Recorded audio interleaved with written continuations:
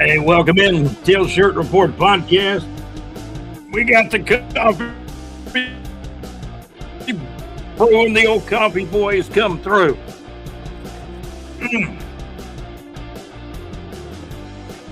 Oh,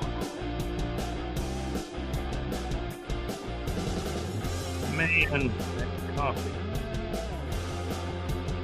Man, that coffee is good. Got a mixture of coffees kind of brewed together there. I'm not going to get into the brand names, but it's still the good stuff. We got a big can we bought on sale that might not be as good as what I'm having today, but the old coffee boy always comes through. I finally saw some pumpkin spice creamer that made its way on the shelves or into the refrigerator creamer department at the grocery store. It showed up in August, and pumpkin spice is more seasonal. So I did grab it. I'm having some pumpkin spice creamer, which can dress up almost any coffee out there. This is the Teal Shirt Report podcast, episode show number 48. It's been busy. My phone's been ringing. Messages have been coming. Executive producer JC threw something at me yesterday. I guess we got to broach the subject here. Jaguars embarking on a new season, and immediately now a preseason game in New Orleans against the Saints coming up today. It's going to be interesting. There's a full slate of preseason games. I hear Tua starts for Atlanta in their first game. I don't even know if Atlanta's already played their first game or not, but there's been some preseason games. There's a big full slate of games on Saturday, August the 15th. Jaguars playing inside in New Orleans. I think that's 4 o'clock Eastern time today, 3 o'clock Central time. I know New York Joe will be watching. He's a big Saints fan. But he pulls for the Jaguars too. I mean, he bought a $10 ticket betting on the Jags to make it to the AFC title game. I think 10 would get him 140 or something like that. Well, welcome to the Teal Shirt Report podcast. We've been talking about Jaguars draft bust. The only ones I'm going to mention today are the top. Well, I don't even want to use the word top. Let's use the biggest 3 draft bust. There were 3 guys. There were really 3 guys at the top because we've been going over the list. Some are not too far below this top 3, actually, but the biggest draft bust was R.J. Soward, late first-round pick. Derek Harvey was an earlier first-round pick. And Justin Blackmon, an early first-round pick that the Jaguars traded up to get. Those were the 3 biggest. R.J. Soward, the biggest draft bust. Derek Harvey, 2. Justin Blackmon, 3. Jumbo Shrimp won a doubleheader finally after losing 2 games at home to Syracuse. I guess the third game was raining around the 5th inning, so they had to complete it. And the Jumbo Shrimp ended up beating Syracuse, I believe, 4-2. And then the second game, the nightcap, was 7-2.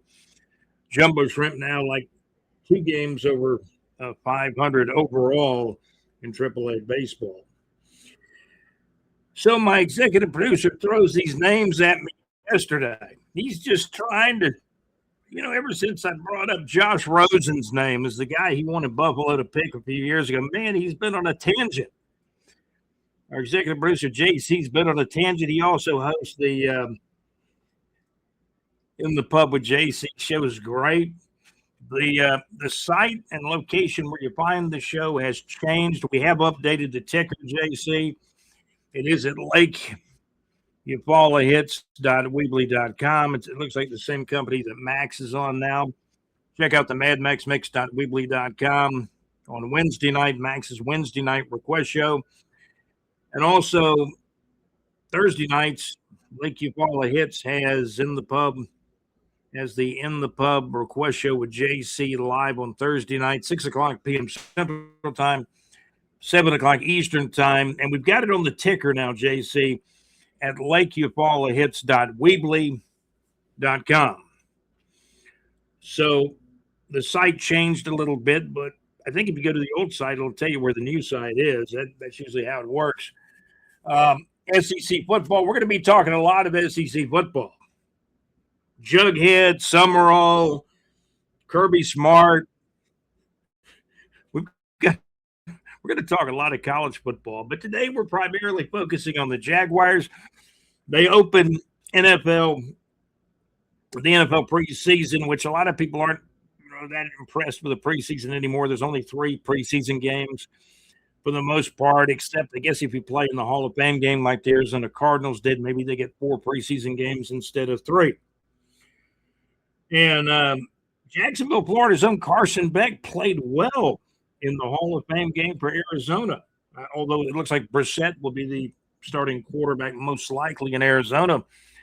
But Carson Beck will give him a run for his money. I really believe that. So our executive producer, JC, said, Scott, what about these 3 names? Who was the best among these 3? And the trio he presented me was really good because they're all close together. And they all came in different parts of the draft, in the NFL draft. Top of the list got to be Brother Bortles, Brother Blake Bortles. You know, his legend has grown since he's left Jacksonville. His legend has grown. Some people on social media, JC, call him the GOAT. What does that mean? The best of all time. Not the greatest of all time, not the GOAT, but the GOAT, the best of all time. Was Brother Bortles the best of all time? No, he wasn't, but his legend grows over time. Kind of like a fairy tale character, like a Paul Bunyan or somebody like that. Brother Blake Bortles. Everybody says, man, he must have been great. Everybody keeps talking about Brother Blake Bortles. I'll be saying this 20 years from now, right? When the Jaguars are getting ready to lace it up and kick it off for year 50 or something like that. Where will we be then, JC? Maybe I'll be helping you with your show. But JC's got a great show on Thursday nights in the pub, man. Love the show. The after show is great. Mad Max has a tremendous show on Wednesday nights, and they're getting a lot more listeners. And it's the only radio I listen to, the madmaxmix.weebly.com on Wednesday nights. And JC's in the pub show on Thursday nights now at LakeUvalahits.weebly.com. And it's clearly in the ticker. If you look at the ticker, JC, it's in there. The 3 names, Brother Blake Bortles, Gardner Minshew, and the guy that was probably the most consistent of the 3 was David Garrard. He could pass the ball. He could run it. When you watched him play, I mean, this guy looked like a tank out there on the field, like bounce off everybody. Good quarterback, playoff appearances, but never made it to the AFC title game like Brother Blake Bortles did. I got to give the edge to Bortles, JC. I know this is going to make you mad. It really is. Hi, haters. So I do have my share of haters, too. But, man, we love being here with you on the Teal Shirt Report podcast, episode show number 48. Jags opened it up the preseason, baby, in New Orleans. I saw a video of some of the workouts the Jaguars were having down there in the Cajun Bayou country. New York Joe lives in the Slidell area of Louisiana. He loves Louisiana. Oh, he does. And New York Joe's going to come on with us, I think, sometime after the Saints Jaguars playoff game from New Orleans. And it'll probably be sometime Sunday after the Saturday afternoon game today. But those 3 quarterbacks, JC, you wanted me to compare them. I thought about it. And I've got answers for you. I think Brother Blake Bortles was the best of the 3. And he was a first rounder. He was not a draft bust. He was a mid-range guy who was good at times, and he was bad at times. So that makes him an average quarterback, or better, or worse at times. You might give Bortles a C+, a B-, a C- at times, a D at times. But a draft bust, no. The draft busts were clearly R.J. Soward, Derek Harvey, and last but not least, the 3rd guy, Justin Blackmon, who wore number 14. Justin Blackmon only played 20 games. what is that, about a little under a season and a half, and everybody was saying, "Oh, he's coming back. We're gonna be great when he comes back." He never came back. He never came back. He enjoyed his lifestyle too much, boozing, carousing, or whatever he was doing. He was boozing, drinking. No, he's got issues. Well, yeah, he did. There's a fork in the road. You can go right or you can go left, or you can go wrong or you can go right, whatever you want to call it. But what happened, Justin Blackmon never reached the potential of his career, and he can't really even call 20 games a career. He's not even going to get the NFL retirement with 20 games. He won't. Gardner Minshew's the other quarterback that JC was talking about. So I'll tell you, I have feelings for all three of these guys. Now, this is the point I want to make about these three quarterbacks. And I think you would probably agree at this point in life and in this era of the Jaguars, everybody really is very much expecting Trevor Lawrence to break all the records. He signed a huge contract. And he's going to break all the records. Any record that Mark Brunell still holds, any record that brother Blake Bortles holds, he's going to probably break them all, right? And JC, I got something to pose to you too. I'm going to tell you that Trent Baalke, we all wanted him fired, and I did too. But some of his late round draft picks were pretty good. His defensive back picks in the late rounds. What about Parker Washington? They got Parker Washington, I believe, was it the fifth? I believe it was the sixth round. And this guy had a breakthrough season in 2025. And the fact that Jags are deep at wide receiver, you might see number 12 more on defense. Although New York Joe says you're going to see him more on offense. Time will tell. I don't think the Jags show it all in preseason, but, I think working on the running game is big for the Jaguars in the preseason. Brayshaw Tootin, and the back of running backs, Rodriguez. What's the guy's name? Quint Allen, who's a fabulous blocker as a running back, and he'll get some carries. But now here's a critical thing. We all know Trevor Lawrence isn't going to play much in this game against the Saints. Will he play at all? Yeah, I think he'll be in there for a series or two, maybe. First preseason game. We'll see. Joe will be able to chime in on all this. But now here's the critical thing. The Jaguars have got to, we talked about, let me go back and state what I was saying in the beginning. The Jaguars are embarking on a 2026 season, and right now they're embarking on the 2026 NFL preseason. Full slate of games all across the NFL on Saturday, August the 15th. The Jags playing today in New Orleans, at New Orleans. I think the key thing, and I write these things down, and then sometimes, hey, where did it go? I wrote this and that down. The offensive line, you got guys banged up. You got at least 3 or 4 guys banged up. A couple of guys on the PUP list that aren't going to play. You got some other guys that have been hurt. So probably half the offensive line, they can't even go, or they're not 100%. Cole Van Lanen, when's he going to be available? The left tackle who signed a huge contract, then got hurt because I think the coaches left him in the game too long. Last game of the season. I'm just saying. Gaylor said, when are they going to get these guys out of the game? I said, Van Lanen should have been out of the game at the end of the third quarter, but I think he played into the fourth quarter a little bit. Man, that's when he got hurt and he missed the playoff game. Playoffs?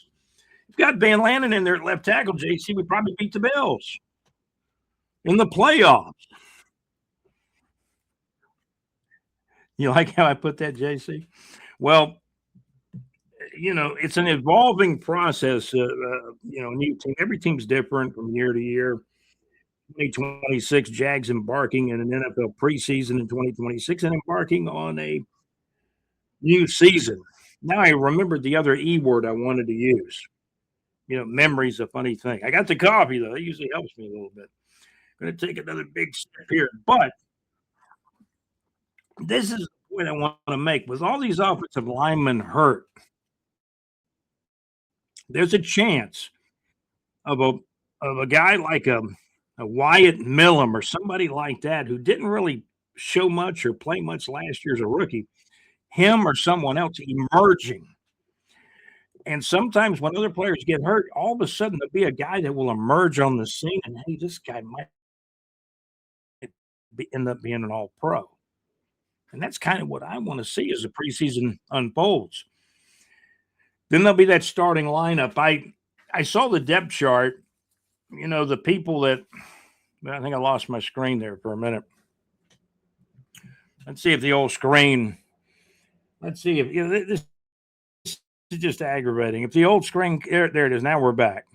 So we might have had a blip, bloop. That might have happened for a minute. It might have lost me for a minute, but I believe I'm still on right now. So this is a chance, and every team in the NFL has a chance. And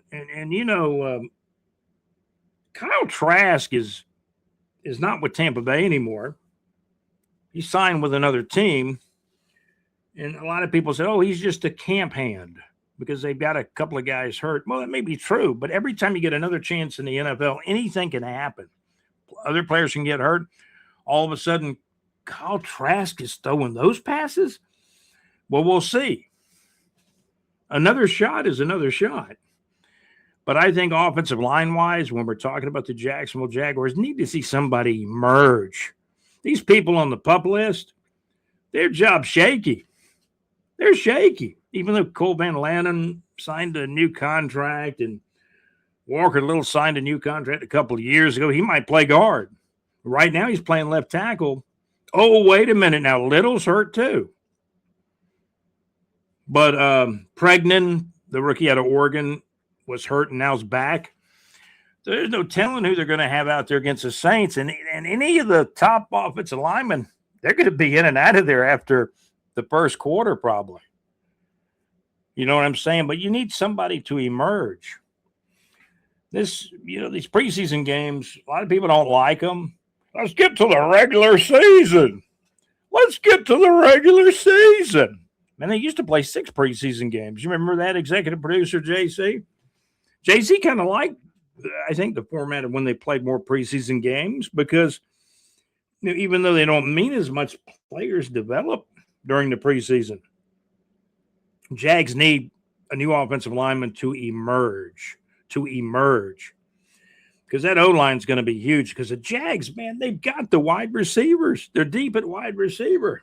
Come on, Brian Thomas Jr., Jacoby Myers, Parker Washington, those are your top 3. Travis Hunter, he's going to try. He's a backup wide receiver. He's the 4th guy right now. Unless something changes, New York Joe seems to think Travis Hunter's going to get out there and light it up in 2026. And he could. And it's going to be an interesting season. The Jags defense is going to be better. They're deep at defensive back. I think the linebackers are better than people think they are overall. I think Ventrell Miller is going to have a good year if he stays healthy. Boyce Alacum, last I checked, still on the roster. He's one of the leading tacklers in the NFL over the last decade. And there's some other guys at linebacker. I think the Jags are much better at linebacker, even with Devin Lloyd leaving in free agency. I think the Jags are much better at linebacker and in much better shape at linebacker than a lot of people thought. The key for the Jags defense is going to be the pass rush. Can Trayvon Walker get the pass rush on the opposing quarterback? Can Josh Hines Allen do that? There's a couple other guys that are going to try to get spot jobs to get playing time to come in and spell them, especially if they can't get it done. It's got to be done. The work's got to be done. You heard that phrase? Okay, so we'll talk about how deep am I in now? We like to get these things finished, and all of a sudden we've been talking for 19 minutes. So, JC, I'll hit these guys. And by the way, we're brought to you by Saucer Realty and Capital. Larry Saucer was asking me about a Bowls running back. And Alex Nunnery on this very channel did a report on the Bowls Camden County high school game. It was more of a preseason game at the Bowls school. Bowls was playing Camden County from up in Georgia. It's a great rivalry to have a North Florida team play a South Georgia team. And we got listeners all over Florida, North Florida, Georgia, South Georgia, that pocket of Southeast Alabama. We appreciate all of you guys tuning in. We really do. And Alex Nunnery on the same channel did a report last night. It's up on our YouTube channel. Alex was covering the Bowles Bulldogs Camden County Wildcats preseason game at the Bowles School. Beautiful field at Bowles, too, that they have. Ed White's got a great playing surface now, too, where I went to school. So let's talk about these three quarterbacks. JC, we've got SEC football coming up on another episode. One of these 40s episodes, we're going to talk about Jughead, Sumrall, DeBoer, Kirby Smart's the dean of the SEC coaches at Georgia. We're going to be talking about the SEC probably on the next podcast. And then we got New York Joe going to help us summarize the Jaguars at the Saints preseason game this weekend, too. So let's talk about the three quarterbacks that JC brought up. I think they're close. It's a good trio. I mentioned that to JC when we were messaging about that. He said, try to separate these guys. Brother Blake Bortles, and they were all drafted differently. And we understand, JC, that Blake Bortles was a first-round draft pick. And not everybody knows this about me, but on draft night, that was not my pick. JC, like you wanted Josh Rosen. I didn't really want Blake Bortles. I wasn't saying, hey, pick Blake Bortles, pick Brother Bortles when the pick was made. Because I'm a true Jaguars fan, I got behind Brother Blake Bortles and rooted for him real hard. The three quarterbacks you brought up, JC, I rooted for all of them just as hard. David Garrard, Brother Blake Bortles, and the stash, Gardner Minshew. I think he may still be on an NFL roster somewhere. Man, he's going to get the NFL retirement. So is Brother Blake Bortles. He'll be all right. He's going to be okay. So we talk about these three quarterbacks, JC, real quickly here. Jacksonville Jumbo Shrimp swept a doubleheader on August 14th. One of those games was making up a suspended shortened game.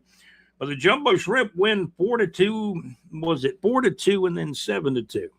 Jumbo Shrimp back to 2 games over 500 now, I believe. Whew. So we're talking about the three quarterbacks. Brother Blake Bortles. He edges out the other two slightly. He was a first-round pick, but he was good at times. But I know he was bad at times. A lot of people, I think a lot of people don't know this, but I think Brother Bortles' hero was Brett Favre. He wanted to be a gunslinger like Brett Favre, I mean. But, Bortles came into the league, and I told a couple of people, man, he throws it just like a dart. He went through so many coaches, quarterback coaches, offensive coordinators, and all of a sudden at the end of his Jaguars time, he's throwing it like a javelin. I got some points to make about Brother Blake Bortles. 2-1 in the NFL playoffs. And that game at Pittsburgh, Brother Bortles won that game because the defense gave up some points. And the Jags scored a lot of points on offense. Brother Blake Bortles won that game in Pittsburgh. JC. Look it up. January 2018. Jaguars 2-1 in the NFL playoffs. And the Jaguars were 2 bad calls from going to the Super Bowl with Brother Blake Bortles. Number 2 guy, David Garrard. Very consistent. I would say Garrard was more consistent than Bortles and more consistent than the stash, Gardner Minshew. But he never made it to an AFC title game. Man, he was a tough guy. He could throw it. He could run it. And I think he was delivering punishment to some of the defenders sometimes. But David Garrard was a good quarterback, and that kind of represented the days of the coaching, after Tom Coughlin left. When the Jags got a new coach, Wayne Weaver came in, and then they hired the linebacker out of USC. What was the coach's name? Man, did I lose his name? Did I lose the coach's name? I shouldn't. I think I did. I have to look these things up sometime. We know that Tom Coughlin was the first ever Jaguars coach. Jack Del Rio is the guy I'm looking for. Is Doug Marrone still coaching anywhere, JC? Because I see Balky and Doug Marrone on the yacht. I see Balky serving drinks, and I see Doug Marrone in like an easy chair, lazy boy, getting served drinks. Because the last year he was in Jacksonville, there were people accusing the Jags of tanking it for Trevor Lawrence. Now, several years later, Lawrence is the quarterback. He's playing better. Jags got a pretty good team around him now. So what do you think? Trevor Lawrence, in order to win the AFC title, because what I want, JC, is that Lamar Hunt trophy. I want that Lamar Hunt trophy. So in order for that to happen, yeah, Trevor Lawrence needs to be better than Brother Blake Bortles, better than David Garrard, and better than the stash, Gardner Minshew. And shall we say it, even better than the great Mark Brunell, number 8. Brother Blake Bortles, the reason why I got him at number 1, this trio is close. These guys are close. Brother Blake Bortles, David Garrard. And a lot of people will get mad. They'll say Garrard should be ahead of Bortles. It's close. The stash, Gardner Minshew, is going to be a close third. Brother Blake Bortles' accomplishments, 2-1 in the NFL playoffs. Should have been 3-0. The officials stole that game at New England. And JC, I know what you're going to say, my executive producer. You're going to say, Let It Go, like the Def Leppard song, Let It Go. Brother Blake Bortles, 2-1 officially in the NFL playoffs. He had a 30 touchdown pass season. He also one year was ranked. He was one of the top 100 NFL players, and he was voted on. I think the players vote for that actually, and he got that 1 year. What happened with Bortles? Well, he was part of the team that went to the AFC title game, and the Jags got robbed by the officials. No doubt about it. If you disagree with me, please comment. We got a big comment area. We got over 2,000 subscribers. Please subscribe to the channel. But the Jags got robbed in that game. There were holding penalties, in my opinion, that were ignored. Holding penalties against the Patriots offensive line that were ignored. Questionable pass interference penalty against the Jags. A pass interference penalty against the Patriots that was not called. Let's not forget Miles Jack wasn't down. There were 2 or 3 calls that cost the Jags the Super Bowl. These were bad calls. And some were no calls. Hey, let's ignore that holding penalty. That guy, number 77 with the Patriots, the very next year he had signed with the Giants, he finally got called for holding. Finally.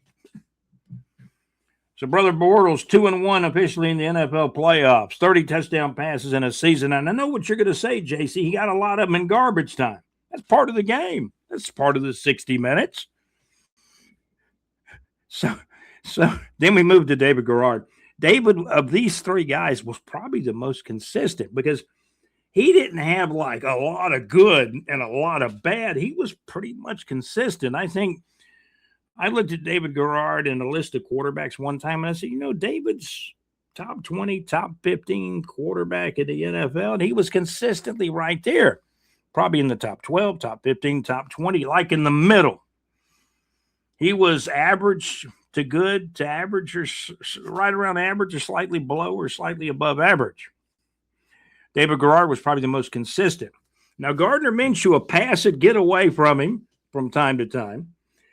David Garrard was consistent. He got us to the playoffs, but never to the AFC title game like Brother Blake Bortles did, and the Jags defense, of course. What was Minshew's big accomplishment besides creating a little bit of excitement in and around Jacksonville with the stash and the fact he won some games? I will tell you the big accomplishments for Gardner Minshew, in my opinion, were the come-from-behind wins on the road. When he won at Denver, he also won the very last game played at the Oakland Coliseum when the Jaguars came from behind and beat the then Oakland Raiders. That's a close trio. JC, I got to applaud you for comparing these three guys, former Jaguars quarterbacks. But in the end, I got to tell you something. This is important. I was rooting hard for all these guys. These were my quarterbacks on my team, the Jacksonville Jaguars. Brother Blake Bortles, David Garrard. Brother Blake Bortles wore number 5. You hear what I'm saying? Brother Blake Bortles wore number 5. He did.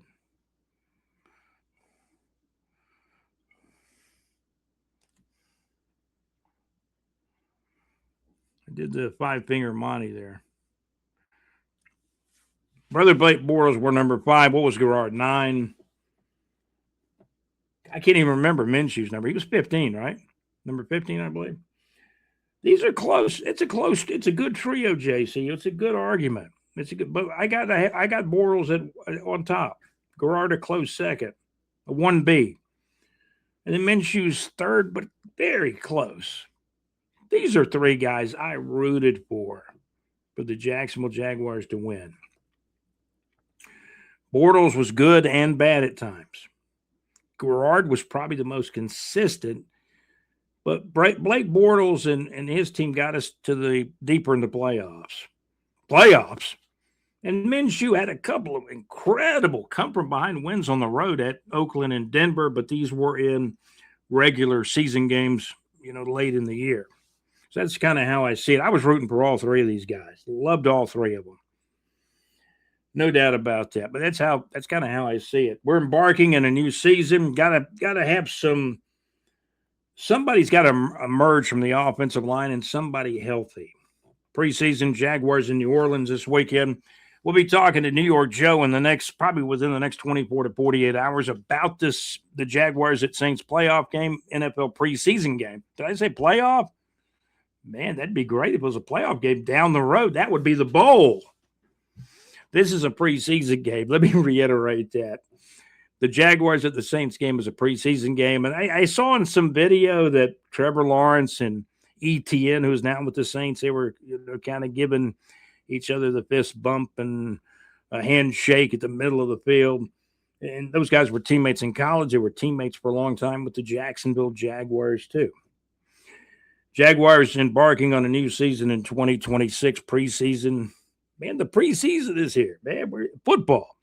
A lot of preseason games on Saturday. Already had the Hall of Fame game where Carson Beck, had a Jacksonville, Florida kid, played well in the preseason game. And, man, it's football time. It's football time. Comments, put them in our YouTube channel. The name of our channel. By the way, I'm Scott, your host. We're brought to you by Salsa Realty and Capital, the MadMaxMix.weebly.com, and by In the Pub with JC on his new site at LakeUfallahits.weebly.com. And we got links on our website at BigJReport.com. There's also links for Salsa Realty and Capital, whether you're buying or selling, whether it's home, residential, business, or commercial real estate. See Larry Salsa with Salsa Realty and Capital. We went a little longer, JC, executive producer. We really did. 33 minutes in. We're going to wrap it up. But that's kind of my take on Bortles,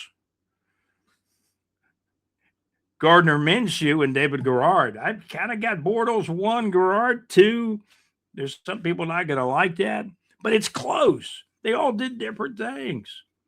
Bortles looked really bad at times, but he looked good at times too, especially in that playoff game at Pittsburgh. And I'll never forget the touchdown pass in a regular season game. Marquise Lee comes around. That's why Marquise Lee, I love that guy. And JC liked him too. JC talked to him on the phone when I was at training camp several years ago. And we love that guy. He wore number 11 too, one of my favorite numbers. And I told Marquise, I said, you know, that's number 11. That was Gabbert's number. Marquise said, man, I don't care what number I'm wearing. I just want to get out there and play. The injuries really hit Marquise, and his career was much shorter than it should have been. He was a second-round pick. A lot of people thought he might be a tail end of the first-round guy. Jags got him on day 2 in the second round and got who was it? Allen Robinson. And then, Allen Hurns was an undrafted free agent, JC. I never thought he'd make the team, but he did, and he started. You never know. Players emerge. That's what we're looking for in preseason and even this year in the regular season as well. So we hope you've enjoyed this Teal Shirt Report podcast. Brother Bortles, baby. The boat. And let me tell you what, the memories. Hey, JC, you remember the London game where Bortles hit Allen Hurns for that touchdown as he's sliding into the end zone? No. Bortles is not a draft bust. No way. No, absolutely not. He's a mid-range quarterback, but he was drafted early in the first round. Garrard was a fourth rounder out of East Carolina. And got Gardner Minshew, who played for Mike Leach. He learned a lot from Mike Leach. Gardner Minshew was, I believe, was he a sixth rounder by David Codwell several years ago? That's going to do it for the Teal Shirt Report podcast. We've had fun. Episode show number 48. I think we got a 40B and a 40C coming. We're going to be talking SEC football. Going to talk not Jarhead, JC, Jughead. We're going to talk about Jughead, John Summerall, Kirby Smart, the coach at Tennessee. The SEC, there are going to be some battles. I don't think anybody can go undefeated in the SEC, but we'll see. Texas is strong. They got Arch Manning coming back. We'll be talking some college football on the next couple of podcasts as well. There's a good concert, before we leave you here, there's a good concert coming to St. Augustine. There's been a lot of shows, actually, in St. Augustine. And by the way, you can go to bigjreport.com, go to the Neighbors 2 section. There's links for JC's show on Thursday night. There's links for Mad Max's show on Wednesday night. And in the ticker right below our screen there, you'll see the links on the ticker as well. There's a show in St. Augustine that I think will be pretty good. Squeeze will be there. They had a great song called Tempted. JC's played it on his show. I believe he played it on the after show too, JC. Squeeze and a great song called Tempted. The concert's coming up. I went to Pat Travers on May the 1st at the 5 on Park Street in Jacksonville. It was really good. Small crowd, intimate atmosphere at the 5. I was right near the stage of that show. A show coming up. Joe and I are going to talk about some concerts too, what he's on here in the next couple of days too. I do think this is a good one. I'm not going to go, but man, if somebody handed me a ticket, I would go. There's no doubt. Pretty good lineup. Squeeze, Adam and Haircut 100 on Tuesday evening. Haircut 100 was a straight-up MTV group. They made it because of MTV. Pretty good lineup. Squeeze, Adamant, the famous Adamant, who's a good bit older now, I'm assuming. Squeeze, Adamant, and Haircut 100 on Tuesday evening, August the 18th of 2026 at 6 o'clock p.m. at the St. Augustine Amphitheater in St. Augustine, Florida. Boz Scaggs will be in St. Augustine, Florida as well. Boz Scaggs will be in St. Augustine, Florida, performing at the St. Augustine Amphitheater on Wednesday evening, October the 7th of 2026 at 7 o'clock p.m. Flock of Seagulls, JC, will be coming to our area at the Ponte Vedra Concert Hall on November the 7th of 2026. Local North Florida band. These guys are really good. I've heard them playing around Riverside.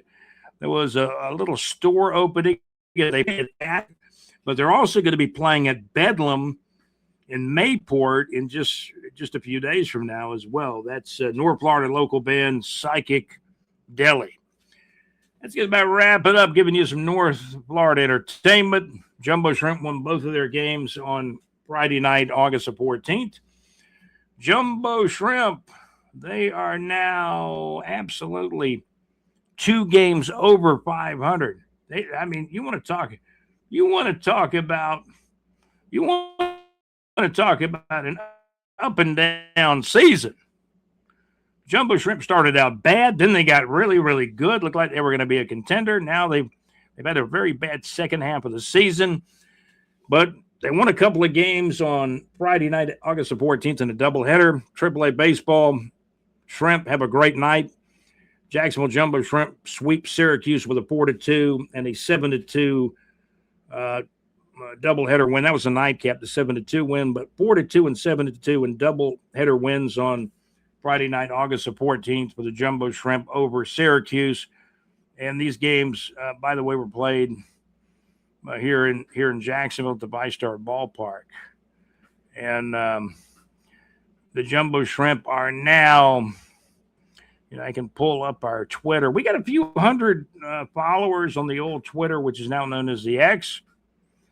I was still looking for the old standings. The Jumbo Shrimp are now, here we go.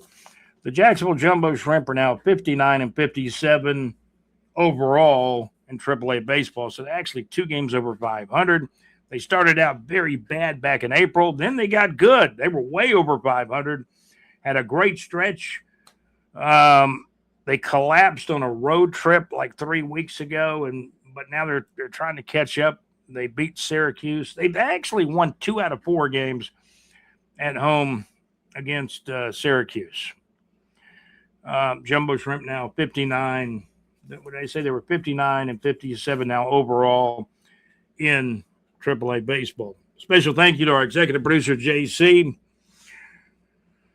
Also want to thank Alex Nunnery. Alex he's got a high school football report on our channel. The Bowles Camden County game was last night on Friday night, August the 14th of 2026. Alex was there, does some interviews. Check that out on the channel. That's up on our channel. Alex Nunnery doing some high school football reporting for Big J Report. He's a Big J Report sports reporter for the Teal Shirt Report podcast. And by the way, comment on our channel if you please. And our channel is called the Teal Shirt Report podcast from BigJReport.com. Joe's chiming in. I think I sent him a picture of Brother Bortles, and now he's chiming in saying, who is that? Who is that? Brother Bortles was 2-1 in the playoffs, in the NFL playoffs. And you guys have a great day. Again, we're eloquently produced by our executive producer, JC, also by Alex Nunnery. John Gaylor, thank you for your contributing and corresponding with us. Barry Johnson does a lot of great moderating and reporting on our Facebook group, the Big J Report Facebook group. I'm Scott, your host for the Teal Shirt Report podcast. Ladies and gentlemen, I am out.